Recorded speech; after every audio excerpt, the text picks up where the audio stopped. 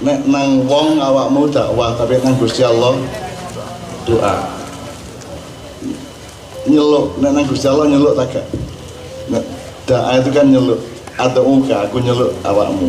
Nek nang Allah doa bukan dakwah. Jadi ada perbedaan etimologi dari doa.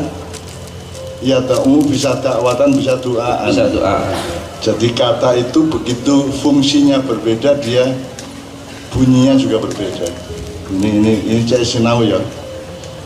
Jadi kenapa ini dakwah atau promosi atau apapun namanya tadi? Karena ini film keluarga. Nah saiki awakmu kudu meneliti kembali keluarga itu apa. Keluarga itu nek awakmu selawatan kan tetap nyebut keluarga Kanjeng Nabi itu Allahumma sholli wa sallim ala sayyidina Muhammad wa ala ali Muhammad. Berarti Anda juga kirim salam dan menyatakan cinta kepada keluarganya Rasulullah SAW itu.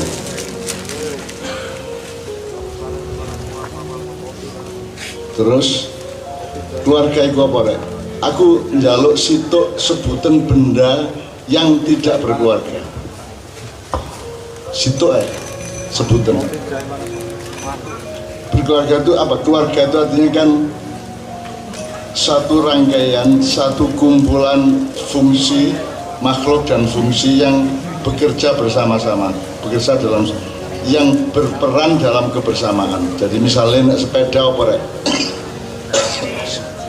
Sepeda adalah keluarga yang terdiri dari satu ban, loro, setir, telu, gear, papat, rangka, baut,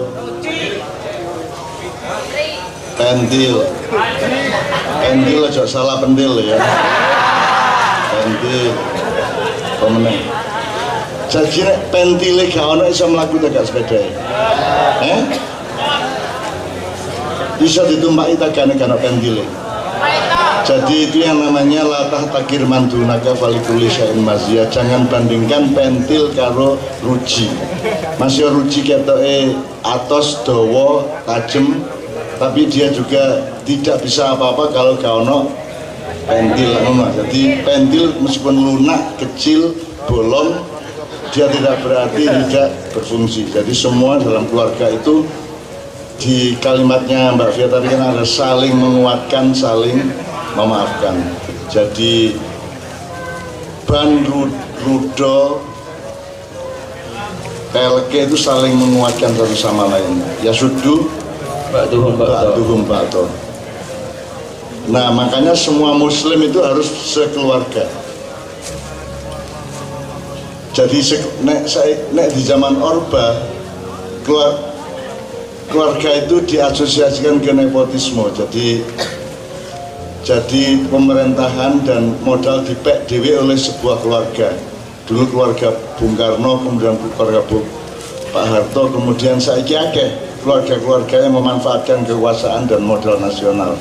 Saiki jadi presiden anaknya katanya jadi wali kota. Jadi wakil presiden anaknya katanya jadi wali kota lagi. Karena itu yang disebut nepotisme. Nah kalau keluarga adalah fungsi bersama-sama di dalam satu rangkaian tugas atau rangkaian misi. Nah saiki wit-witan ya gak ono rek. Gak ono wohe nek gak ono kembangi, nek gak ono godhonge, nek gak ono oyote, gak ono wite, gak ono rantingi lak ngono. Awakmu yang ngono. Rabi apa nek gak ono barange. Kata kok apano? Usek-usek to ae. Jadi semua itu satu keluarga. Jadi setiap makhluk Allah itu berkeluarga. Jadi setiap pohon berkeluarga, dan pohon dengan pohon, dan dengan tanah, dengan rumput, dengan udara juga berkeluarga. Tidak mungkin ada pohon yang menolak udara, kan begitu. Tidak mungkin ada pohon menolak air. Jadi antara semua faktor ciptaan Allah itu semua selalu berfungsi keluarga. Mulanya hati ini menungso kudu hati keluarga. Itulah film yang dibikin Mbak Novia itu. Oleh karena itu film ini bukan keluarga cemara. Harap diingat-ingat teman-teman nek posting-posting ini bukan film keluarga cemara. Sebab keluarga cemara itu Kristiani. Dulu aslinya naskahnya itu naskah Kristen, maka disebut keluarga cemarannya awakmu lah keluarga Trembesi utawa apa rek Keningan atau apa ya keluarga Ringin ta keluarga Kecambau atau paling keluarga Pete kan ya. Kemudian oleh sutradara Dedi Setiadi kemudian dalam tanda petik ditransformasi atau dikonversi menjadi bernuansa budaya Islam. Mulane jenenge abah karo emak. Kudune umi cuman umi iku rada kadang-kadang nek umi kan ngene lho, nek air susu ibu kan asine umi, air susu umi. Asu lah enak ya. Mure-mure ya anjene ngono iku rek singkatane ya. Nek awakmu meneh dadi mbok terus diceluk umi berarti kon nyusoni anakmu nganggo air susu, nganggo asu lah gitu. Ya iki mulane hati-hati karo bahasa, karena bahasa bisa menjebak kita. Terus kita teruskan bahwa hidup ini hakikatnya adalah keluarga. Kan kita sudah sering omong-omongan bahwa kalau selama ini kan baru suami istri yang saya omongkan. Jadi wong lanang karo wong wedok jadi suami istri, ya ta? Pemerintah karo rakyat itu suami istri, ya. Pemerintah aja narik pajak kae sadurunge ngrejekeni nang rakyat lak ngono. Nek kon ngrejekeni rakyat kait narik pajak lak ngono, kono aja sibuk pajak tok tapi arek-arek angel nyambut gawe kok pajak kiai. Misalnya gitu. Allah juga begitu, Allah tidak akan nyuruh kita sholat dan kewajiban yang lain sebelum Allah membuktikan bahwa Allah SWT itu memberi rezeki yang melimpah-limpah. Ya. Terus ada lagi, manusia adalah suami, alam adalah istri. Jadi kontandur itu ngetengi lemah ya. Kok tengi terus wah pari, wah jagung, wah dele, wah semongko lah ngono. Wah kelopo sak itu kon sing ngetengi. Jadi menungso itu suaminya, alam itu istrinya ngono ya. Allah sendiri semacam suami untuk makhluknya. Karena sikapnya harus kita tiru. Nomor satu adalah Rahman Rahim, baru nagih. Ya, baru nagih. Allah yang menagih itu Allah yang berarti Allah yang menghukum kalau tagihannya nggak dibayar itu hukuman. Tapi Allah kan tidak nomor satu hakim. Allah tidak nomor satu syadid, Allah tidak nomor satu rokim, Allah tidak nomor satu apa lainnya Pak misalnya. Sifat-sifat Allah yang sifat tidak keren. Al-Qahar, Qahir, Qahar. Allah nomor satu adalah Rahman Rahim, jadi suami nomor satu kepada istri dan anaknya, nomor satu adalah kasih sayang. Nek awakmu sayang temen, ojo adek njaluk mesti engko dikei karo bojomu.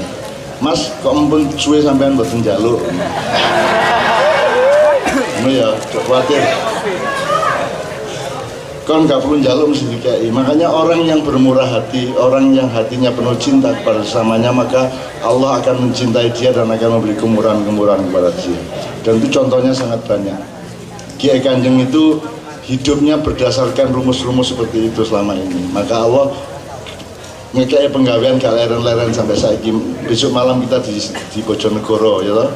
Kemudian lusa malam kita di Pemalang, Jawa Tengah. Kemudian saya ke Genduri Cinta Jakarta. Nah, kita tidak pernah berhenti. Dan itu semua karena Allah menyayangi kita, bukan karena kita hebat. Ini ya. Oke, kita teruskan soal keluarga. Jadi jangankan setiap benda, wit-witan ya sekeluarga, wit-witan karo kebon ya berkeluarga, kebon kan nek lemah itu berarti mikro, nek makro nek apa? Kan bedane lemah karo bumi. Bumi itu petak-petaknya, bagian-bagiannya disebut tanah, gitu. Tapi nek menyeluruh sak bulatan gede itu jenenge bumi. Nah bumi iki duwe keluarga, duwe adik jenenge Merkurius, apa meneh dicacak jenenge Venus, apa meneh Jupiter, duwe bapak jenenge srengenge, duwe mbok jenenge bulan sak piturute. Utawa bulan malah putune srengenge gak ora pokoknya yang penting ada sistem berkeluarga. Oleh karena itu hatimu harus hati keluarga. Awakmu karo kanca-kancamu sak keluarga, rek makya itu kan sak keluarga kabeh. Mulane hatimu hati keluarga ya. Maka kalian sangat akrab, sangat indah untuk tertawa bersama. Nek awakmu nek kancamu sedih awakmu gak tega lek ngono. Itu namanya Hati Keluarga. Nah, filmnya Mbak Via ini adalah film tentang keluarga karena kebanyakan film-film tidak mentemakan keluarga. Nah, film ini kan semula produsernya kan meminta supaya memainkan atau mengcasting bintang-bintang yang wajahnya terkenal. Akhirnya dibantah sama Mbak Via, nek aku gak main karo anak-anakku sing di keluarga cemara itu, biar aku gak bisa main, aku tak mulai nang Jogja karena saya tidak main film selama 20 tahun, saya bahagia, dan kalau saya harus main film saya harus bahagia, dan kebahagiaan saya adalah kalau saya bermain sama anak-anak saya dulu. Yang depan Mbak Via akan cerita sendiri soal itu. Kemudian Mbak Via terpaksa kemudian menjadi salah satu produser dari film ini karena di tengah jalan produsernya kan duit, akhirnya kalau Mbak Via ditambal kayak bayar arah-arah sing ngambil gitu. Jadi aku ini terpaksa produser. Nah ini kayak cerita nih, kan ini kita di Tiwan ya. Nah Tiwan itu memberi jadwal bulan Juni, berarti semari raya suwe. Berarti kangelan nih kengko anu nih, apa jenis aplikasi ini kangelan. Akhirnya aku dijalui tolong nemoni wong Tiwan bose. Tak temoni, tak jak guyon, tak kei tetesan air Muhammad. Akhirnya saya menini langsung telepon bahwa itu bisa diputar pada bulan April, seharusnya mustahil. Dan aku ya gak tahu ngongkon-ngongkon, gak tahu desek-desek, gak tahu ngancam-ngancam, aku meneteskan air Muhammad. Nanti kita wirid bareng-bareng itu ya. Ini wis wiridan di Solo ya, Jul di Solo ya kemarin. Nah, nanti kita wiridkan bersama. Sebab menurut Syekh Nur Somad, awakmu ngelumpuk ini gak mergo awakmu iku hebat, gak mergo awakmu iku ilmune dhukur, gak mergo awakmu iku sugih tamlarat, gak ono soal-soal. Yang ada adalah di dalam dirimu itu ada tetesan air Muhammad, ada tetesan lutfun. Anda baca surat Al-Kahfi ayat 19, wal yatalattaf. Itu ceritanya awakmu itu Ashabul Kahfi ya. Buktinya awakmu Ashabul Kahfi adalah rombongan pemuda yang dikejar-kejar oleh tentara kafir, kemudian mereka bersembunyi di dalam gua. Nah, maknya itu sebuah gua, jamaahnya adalah Ashabul Kahfi. Nah, Ashabul Kahfi itu ditidurkan Allah di situ 300 tahun ditambah 9 tahun, jadi 209 tahun. Dan selamat, mereka tidak ada yang membunuh, tidak ada yang mengejar. Karena apa? Karena ada kaki anjing. Di depannya itu ada kaki ar-Raqim atau kitmir. Sikil loro ini kita di wong kabeh sing liwat selama 300 tahun itu nganggep iku gone kere. Itulah sebabnya di maknya banyak asu-asu. Jadi Ashabul Kahfi itu diselamatkan oleh sikil kere ini. Mergo ono nglantung sikile loro ngene iki, terus wong kabeh sing liwat di desa sekitare nganggep bahwa itu adalah sarang anjing. Pada disitulah para kekasih Allah yang namanya Ashabul Kahfi. Tanda kedua Anda Ashabul Kahfi adalah mergo jumlahnya gak bisa dihitung. Ashabul Kahfi berapa jumlahnya Pak Musamil? Jadi Allah sendiri tidak menjelaskan berapa jumlahnya. Allah tidak menjelaskan, Allah sendiri menggoda kita, biarkan mereka berdebat. Jumlahnya ada yang 3, ada yang 5, ada yang 7, ada yang 9, dan Allah tidak pernah mempertegas jumlah piro. Nah, maknya ini bisa dihitung tak gak? Wong gak ono KTP, gak ono KTA-ne itu. Wong maknya itu sing teko iki tok ya engko sing kepethuk aku di rest area jalan tol ya sing kepethuk aku di warung-warung ya aku iki mang nang warung ndirek Mojosongo ana apa? Kekil. Ci enak-enak mangan dadak wis dibayar karo mbok sapa iku mang. Dan sing bayar iki gak wong sugih ya mek nganggo motor biasa, tapi dibayari aku karo ali karo kabeh dibayar. Jadi saya kemana-mana itu dibayari. Saking akeh jamaah maknya Ashabul Kahfi sing mulane gaya maknya koncen nang warung gratis. Bahkan Kiai Kanjeng rombongan saunuke itu sering ya dibayari uang nek nang restoran itu. Dan sing bayar itu rata-rata tidak mau ngaku siapa dan tidak kondo-kondo, pokoknya moro-moro harus dibayar. Tak dongano kon sing jomblo-jomblo moro-moro mulai wis ana bojomu. Begitu kon teko bojomu, "Mbak."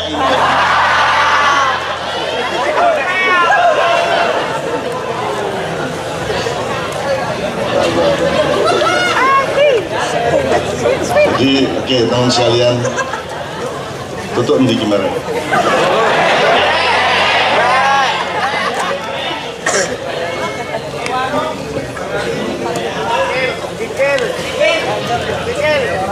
Ya, jumlah, jadi tanda bahwa andanya Ashabul Kahfi adalah jumlahnya tidak diperjelas oleh Allah Subhanahu wa taala. Ono jamaah YouTube tok, ono jamaah ADTV tok, ono jamaah TV 9 tok, ono jamaah ADTV tok, ya ono sing tahu krungu apa dan ngomong kayak yo padahal gak. Cak, saya tiap malam nonton TV lho, lihat cak nonton TV. Kapan aku mlebu TV? Mlebu TV ku lame JTV tok karo ADTV karo TV 9 sekali-sekali ya. Nah RCTI masuk tahu aku. Lihat-lihatnya sing top-top lah gak tahu lah. Saya itu tidak merasa bahwa saya itu dikenal. Jadi aku main di anak akeh, dilalah jumlahin di Indiono gitu loh. Tapi tidak berarti saya orang terkenal di Indonesia. Saya juga tidak merasa dibutuhkan oleh Republik Indonesia. Sebab Indonesia gak kenal Ma'iyah. Sebagaimana masyarakat di wilayah Gua Kahfi juga tidak kenal Ashabul Kahfi. Jadi saya tidak heran kalau saya tidak dikenal, Ma'iyah tidak dikenal, dan seterusnya. Kita tidak sakit hati. Oke, kita teruskan. Jadi Anda temukan, karena ketika salah seorang di antara Ashabul Kahfi itu dikongkon metu ndolek jajan nang pasar, rumusnya adalah wal yatalataf, hendaklah kamu berlaku lembut. Ya tahu sama ya. Hendaklah dodolan saya Quranmu dan di handphonemu. Al-Kahfi ayat 19. Wal yatalataf, hendaklah berlaku lembut wala yus'irun nabikum ahada. Ya. Dan jangan sampai ada seorang pun yang merasa kehadiranmu. Nah, lah wis tepak ya. Jadi kalau Ma'iyah tidak dikenal itu kita ngersulah tak bersyukur. Bersyukur lah ngono sih. Nah, karena kita punya cara pandang yang berbeda. Kita bukan mau terkenal, kita bukan mau berkuasa. Tapi nek anjene kon temenan yo melo kene kok iso luwih selamat insyaallah dimane sing saiki lah. Jadi jawaban misalnya Indonesia ya apa iki selamat agak belum sing. Ya selamat gak selamat ya Allah sing nentokno, tapi sing paling rada ide dan akrab sama Allah karo Kanjeng Nabi kita ya arek iki masuk ketoke gendo-gendora ini ya ora gendo-gendora ini karo preman-preman apa pakaiannya, tapi gimana betul. Terus gini, Ashabul Kahfi itu sebelum tidur 309 tahun itu baca doa, maka sampai baca doanya ya. Rabbana atina min ladunka rahmah wa hayyi lana min amrina rasyada. Itu baca. Sampai baca, kalau mau tidur baca itu 100 kali baru tidur. Gapuran arek-arek yang papa terus keturun. Gapuran arek-arek. Tapi saya ingin kasih riwayat ini. Saya sangat mantap dengan Al-Kahfi karena Kiai Kanjeng sendiri sejak awal itu merasa bahwa dia sedang menjalani proses-proses Ashabul Kahfi. Jadi aku umrah karo Mbak Fia pada suatu hari. Pokoknya aku janji karo Mbak Fia, kita masuk masjid manapun kita baca saat durungnya mari sembahyang rok merkaat terus buka Quran. Nah, buka Quran ini karo merem Bismillahirrahmanirrahim terus buka ini gitu. Nah, itu oleh mesti Al-Kahfi. Mbak Fia mesti Al-Kahfi, aku mesti Al-Kahfi. Jadi iki kata iki yang jenengannya di jimate di Al-Kahfi. Tapi kita belum tetap durung percaya. Iku mek kebetulan ya. Terus saya dari Jeddah saya terbang ke Kairo sama Mbak Fia. Tutup Kairo Mbak Fia langsung sama Mbak Fatin, istrinya Pak Nur Somad. Terus saya sama Pak Nur Somad langsung jemuan ke airport, langsung jemuan. Dan ketika saya masuk halaman masjid, koridnya membaca surat Al-Kahfi, Pak. Jadi anjani temenan Al-Kahfi itu temenan itu adalah salah satu lorong hidayah dari jamaah Ma'iyah dan saya. Baik. Tapi doa tadi bukan guyon saya. Memang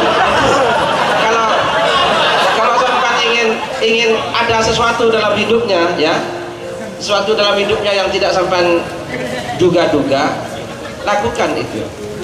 Rabbana atina min ladunka rahmah wa hayyi lana min amrina rasyada 100 kali sebelum tidur.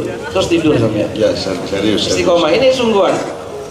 Sama salah satu doa di tahlukah Anda itu adalah dari surat Al-Kahfi tentang dua orang yang berkebun terus yang satunya kurang oke kebunnya, terus dia oleh Allah dikasih doa-doa agar supaya ada baca di Al-Kahfi lah. Sama ini Pak, yang warobatna ala qulubihim, ayat berapa itu? John, warobatna ala qulubihim, apa artinya? Atimu ikut ditaleni karo Gusti Allah satu sama lain, mulane awakmu hidup satu sama lain. Nah sampai gak ada rabi ya kebacut kan. Gusti Allah warobatna ala qulubihim. Warabatna ala qulubihim itu ayat 11. Ayat 14. Dan kami ikat hati mereka. Itu komo ketika mereka bangun. Ketika mereka bangun dari tidurnya, faqalu rabbuna rabbus samawati wal ard. Tuhan kami adalah pemelihara langit dan bumi. Lan nadwa min dunihi ilaha. Kami tidak akan memohon kepada Tuhan selain Dia. Laqad qulna idan syatata.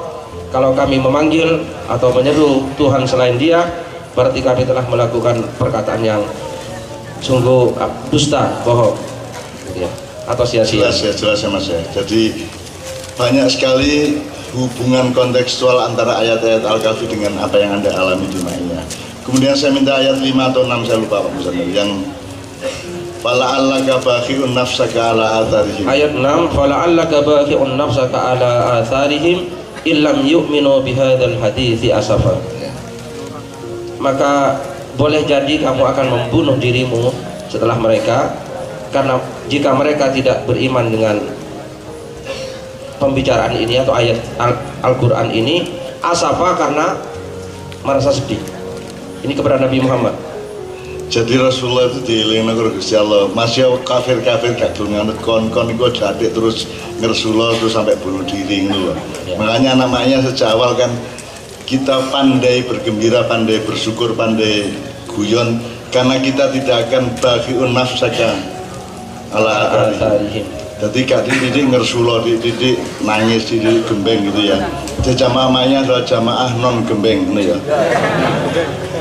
Ini sangat penting untuk saya juga, karena aku iki jangan arep ngersul lagi abahane akeh rek. Bayangno 40 tahun to rek, padang bulan iki wis meh 30 tahun to, terus ben bulan iki gak ono manfaate gawe Republik Indonesia blas, ya toh. Aku nulis buku sampai 90 gak ono manfaate gawe Republik Indonesia blas. Aku berdakwah, aku mulai pengajianku tahun 1972. Bapak sapa sing wis lahir? Dudu nek kon jelas durung lahir. 1972, awakmu jak tampil 73. Ya awakmu jek njero tengah gurung ono ya. Saya tahun 72 pertama pengajian di salah satu kampung di Jogja namanya Jogoyudan. Itu di pinggir sungai Jode itu. Itu tahun 72. Jadi aku itu wis biyen nglakoni sembarang tapi ya gak ono manfaate yang maksimal kan. Ya itu saiki masalahnya aku bersyukur apa aku ngersullah ngono Pak misalnya. Sebetulnya bukan tidak ada manfaatnya. Jadi kalau ada Ma'iyah saja, ada buku-buku sekian itu seperti ini, bayangkan kalau tidak ada, lebih parah lagi. Jadi sebetulnya sudah mengerem.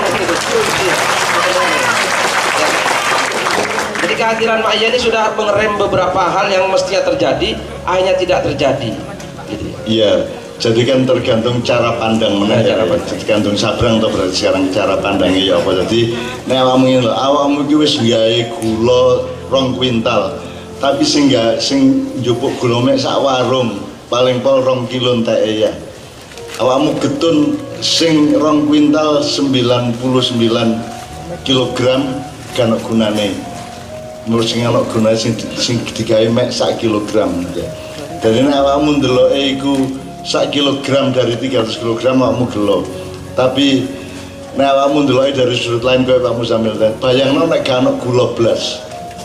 Gitu ya. Bayangkan itu 212 kalau tidak ada saya. Itu sudah bentrok ndak karu-karuan. Bayangkan itu kasus-kasus di Sampit, kasus-kasus di Tulang Bawang, kasus-kasus di Mandar, kasus di mana-mana. Kalau tidak ada orang Ma'iyah, itu sudah terjadi tragedi-tragedi besar, gitu ya. Meskipun gelonya adalah kalau Arab gelo, Arab gelo ya, kita tidak pernah diakui oleh siapapun. Aku gak tahu diakoni. Bayang nongkon saiki dodolan jilbab, hijab, gamis juga laris ya, karuan toko-toko gede-gede, industri, sampai buka lapak, sampai apa meneh Bu oh ya. Biyen sapa sing ngawali perjuangan jilbab iku biyen sapa? Gak ono wong eling. Dadi aku nek liwat ngarepe toko jilbab iku kadang-kadang alhamdulillah, kadang-kadang diancuk. Jadi aku kadang-kadang pas hatiku enak, aku alhamdulillah rabbil alamin. Sebab biyen gak ono rek sak kutha jilbaban loro gak gurung karuan. Sak Yogyakarta jilbaban arek telu gurung karuan. Kemudian berkembang pesat, berkembang pelan-pelan, saya bikin lautan jilbab dan saya bekerja langsung ke toko-toko Cina, tak parani. Nek ono laporan nang aku bahwa ono arek jilbaban terus kate diuring-uring karo bose, aku bose tak gebrak-gebrak. Apa meneh sembahyang maghrib lak pas lari-lari se toko arek maghrib iku. Iku ono sing diuring-uring ono sepecah tak parani, tak gebrak-gebrak iku. Aku lak rada muring-muringan zaman biyen. Aku nang warung, nang restoran teh manis panas dada anget tak gobrak. Kan karo tak bedane anget karo panas. Gobel ngono. Abian aku rada keras, jadi saya dulu seorang radikalis. Sekarang aku sudah mendapatkan tetesan kelembutan Muhammad SAW.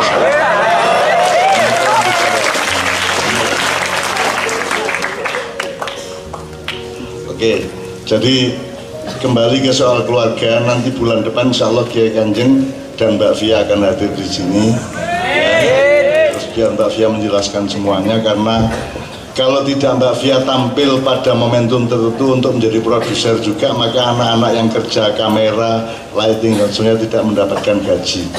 Nah, demi supaya mereka dapat gaji, Mbak Fia turun tangan mau menjadi produser untuk ambil sahamnya sekian persen, dibayar sama dia supaya anak-anak bisa diselamatkan. Jadi bukan karena niatnya jadi produser, tapi untuk menyelamatkan para karyawan agar bisa dibayar.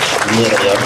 Oke, bismillahirrahmanirrahim. Saya ingin nih, sebagaimana tadi Pak Nur Samad saya laporkan kepada Anda bahwa menurut beliau anak maknya ini kumpul menjadi satu keluarga besar itu bukan karena ilmu, bukan karena, memang mungkin juga karena ilmu, mungkin juga karena faktor lain, tapi yang nomor satu karena ada tetesan air Muhammad, kalau bahasa saya Lutfi Muhammad ya. Tetesan Kotroti Lutfi Muhammad. Kotroh itu tetes, Lutfi itu kelembutan. Jadi tetesan kelembutan. Jadi aku bayangno saiki nek virus corona insan nek awakmu wis entuk tetesan karo Kanjeng Nabi, mosok kerasan corona iku mosok kuat. Ya. Wong corona iku mek weke korun biyen ya. Muga-muga awakmu selamat kabeh ya kabeh.